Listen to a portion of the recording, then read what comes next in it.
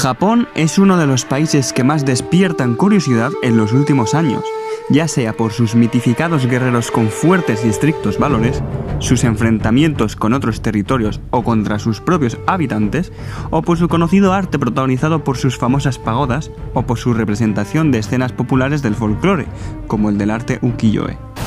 En este vídeo vamos a hablar de uno de sus periodos más importantes, el Shogunato Kamakura, que transformaría este país en un lugar donde honorables guerreros regionales lucharían por el control del territorio y donde la religión budista crecería en su influencia acompañado de fuerte influencia militar, con el nacimiento del Bushido. Por otro lado, haremos hincapié en la intervención de extranjeros no deseados, el conocido Imperio Mongol, quienes irrumpirían en el país del sol naciente en busca de conquista.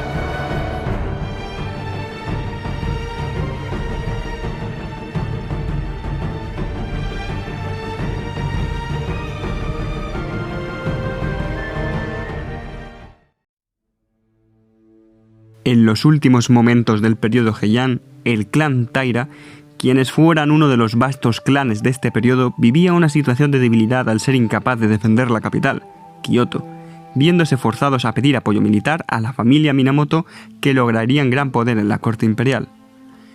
Tras la muerte del emperador Konoye en 1155, el emperador retirado Sutoko y el emperador enclaustrado Toba Go-Sarikawa se disputaron el título, siendo elegido el primero de estos levantándose en contra de los simpatizantes de Sutoko, con el apoyo de la familia Minamoto. Estos fueron asesinados por los Taira, salvo los hermanos Minamoto no Yoritomo y Minamoto no Yoshitsune, levantándose ambos en armas en la conocida guerra Genpei. Durante el transcurso de este conflicto se implementó en el año 1185 el sistema Bakufu. El sistema Bakufu era un sistema político basado en las relaciones clientelares entre clanes guerreros. La capital temporal durante el conflicto fue Kamakura, y ya en 1192, con la gran derrota del clan Taira, Go-Sarikawa, que se llamaría a partir de ahora Go-Toba, obtiene el poder imperial y otorga a Yoritomo el título de general pacificador de los bárbaros, o en su nombre más conocido, Shogun, iniciando el periodo o Shogunato Kamakura. Con este nuevo periodo en Japón se implementaría un nuevo modelo político llamado Shogunato, que posee las mismas bases que el Bakufu, pero abarcando todo el territorio japonés. El primer rasgo de este modelo es una dualidad en el poder entre la corte imperial en Kioto, que seguía siendo la capital imperial, y el shogun, poder de facto del imperio, asentado en Kamakura y dividido a su vez entre la administración central y la local. El sistema central o imperial se mantendría debido a que facilitaba la recaudación de impuestos ya desde el Bakufu, salvo excepciones de estos impuestos como los gobernadores de Kamakura. Este estaría compuesto por una serie de diversos departamentos u oficinas. La oficina de los samurái, Samurai Dokoro, que supervisaba las actividades militares. La junta de investigación, el Mochuyo, trataban los temas jurídicos del shogunato. El departamento para asuntos administrativos, el Kirokusho, que trataba de resolver los conflictos entre patrones cortesanos representados por su administrador y los Hito del territorio. El departamento de archivos, el Kumonjo, que gestionaba los territorios administrativa y fiscalmente del shogunato.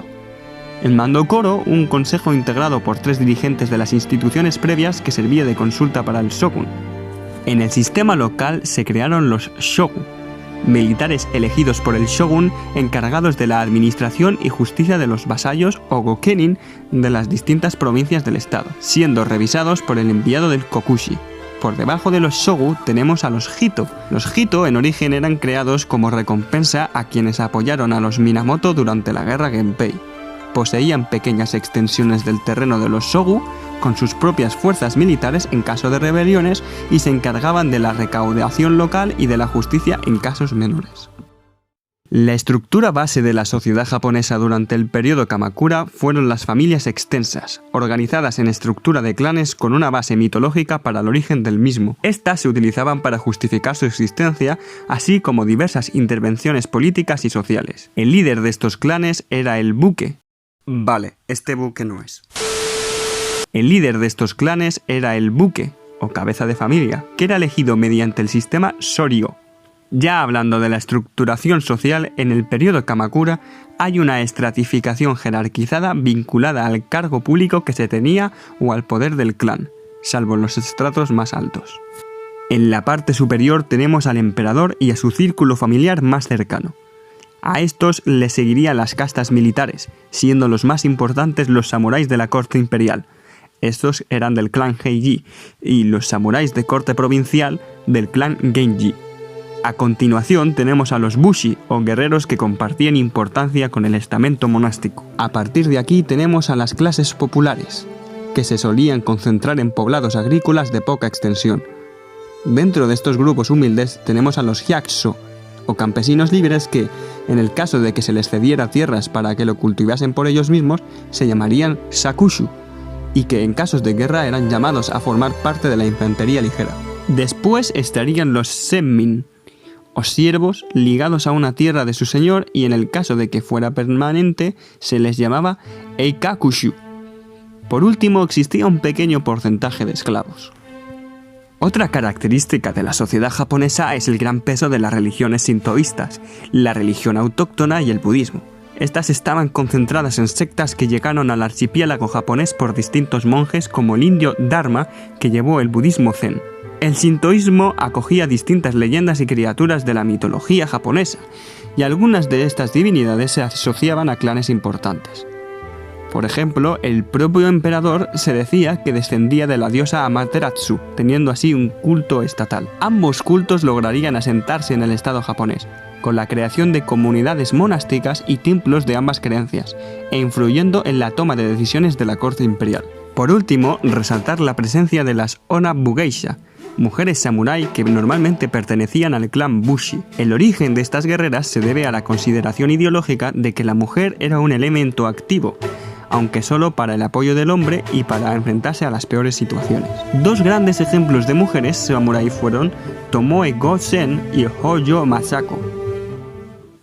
En cuanto a la cultura, en este periodo se mantendrían como género más producido la poesía, con temáticas variadas: la ruptura amorosa, las críticas a las hambrunas o las más prolíferas de todas, la temática guerrera, creadas por los Bushi bajo el código Bushido o el camino del guerrero.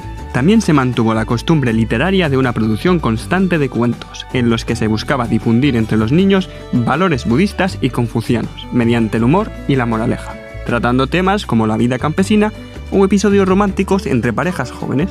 De la literatura también es destacable las obras creadas por mujeres, siendo la más importante las Confesiones de la Dama Nijo, en la que se narra la historia de una mujer desde su juventud hasta su ingreso como monja, realizando diversos viajes a lugares sagrados de Japón. En el arte tuvo gran peso la temática religiosa, debido al creciente peso de las sectas budistas y la destrucción del patrimonio religioso durante las guerras Genpei.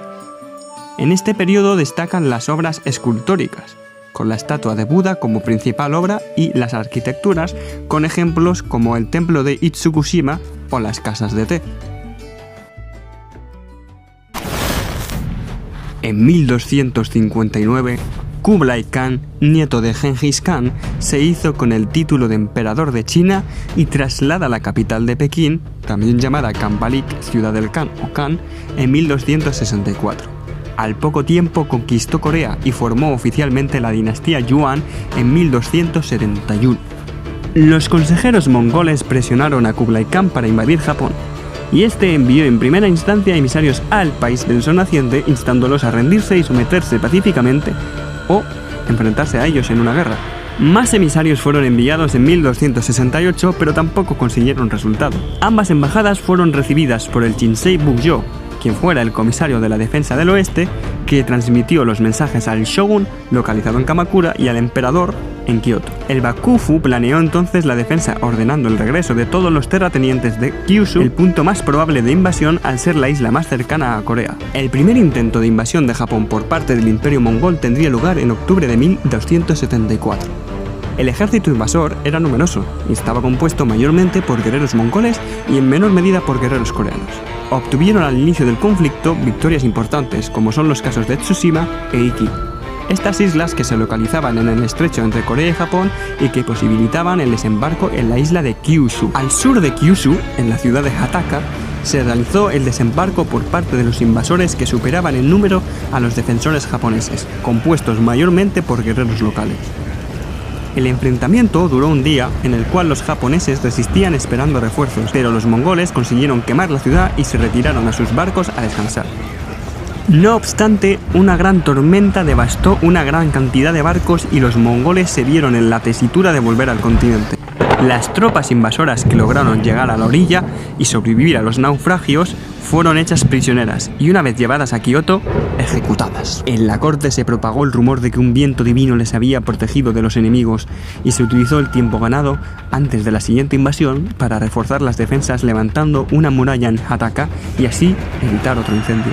Los japoneses llevaron un ejército a Kyushu y a la costa occidental más cercana a Kioto para defenderse de posibles ataques en el norte. Por su parte, Kublai Khan envió en 1275 una embajada a la corte con la intención de demostrar que el poder mongol era mucho mayor, que el derramamiento de sangre era innecesario e invitó al emperador japonés a Pekín. El Bakufu respondió decapitando a los emisarios del Khan.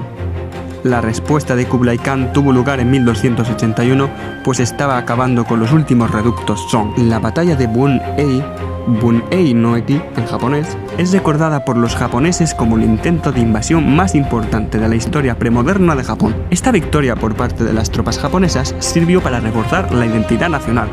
Japón podía presumir de haber resistido los intentos de la invasión mongola, a pesar de estar aislados, a diferencia de China o Corea. Es por ello que esta, también llamada la primera batalla de la bahía Hataka, es la más importante de todos los intentos de los invasores mongoles por conquistar el archipiélago japonés. Los mongoles, tras el fracaso de la vía diplomática y habiendo resuelto el problema con la dinastía Song del sur, se decidió abordar una siguiente invasión en el territorio japonés, tratando de realizar un ataque mucho mayor que el primero. Con este fin se creó un ministerio específico dedicado a dicha conquista con la idea de un futuro asentamiento mongol. Se crearon dos divisiones, una compuesta por 50.000 soldados que partiría desde Corea y una segunda que partiría desde el sureste de China que contaba con 100.000 soldados chinos. La flota coreana se adelantó sin esperar a la china, tratando de desembarcar en Hataka en junio de 1281.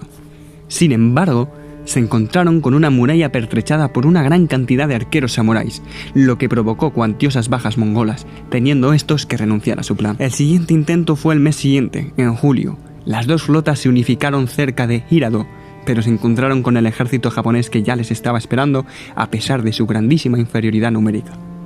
Para suerte de los japoneses, en agosto, un gran tifón asoló la zona y destruyó un tercio de la flota coreana y prácticamente toda la China. Los supervivientes fueron capturados y ejecutados. Los japoneses, ante esta inesperada victoria, dado su bajo número de efectivos en comparación con las tropas mongolas, pensaron que habían sido protegidos por los mismísimos dioses. La llegada de los tifones supuso la salvación del pueblo japonés, lo que significó la reafirmación de los religiosos en la teoría de que los dioses sintoístas les habían salvado mediante vientos divinos denominados Sinpu, palabra que se escribe con los kanjis de espíritu, kami, y de viento, kaze, la palabra kamikaze. Tras los dos intentos previos acabados en derrotas, Kublai Khan creó un nuevo ministerio para tantear la posibilidad de un tercer desembarco. No obstante, la zona del sudeste asiático tenía prioridad y cuando sometió la zona de Vietnam o Java, ya era tarde. En 1294 falleció y fue sucedido por Timur Khan, que desechó la idea de volver a ir a Japón. El archipiélago japonés tiene el mérito de haber conseguido resistir a uno de los más grandes imperios de la historia, donde otras grandes civilizaciones como la China y la persa no pudieron. A esto contribuyó enormemente su papel como reino aislado y el factor climatológico que favoreció el bando japonés. Si bien esta victoria hizo que aumentara la moral, también supuso el comienzo de una crisis que supondría el fin del periodo Kamakura, que desembocará en un siglo de guerra civil que duraría hasta la instauración del shogunato Tokugawa. Y con esto concluimos este vídeo de análisis de la sociedad japonesa durante el periodo del shogunato Kamakura y las consiguientes invasiones mongolas.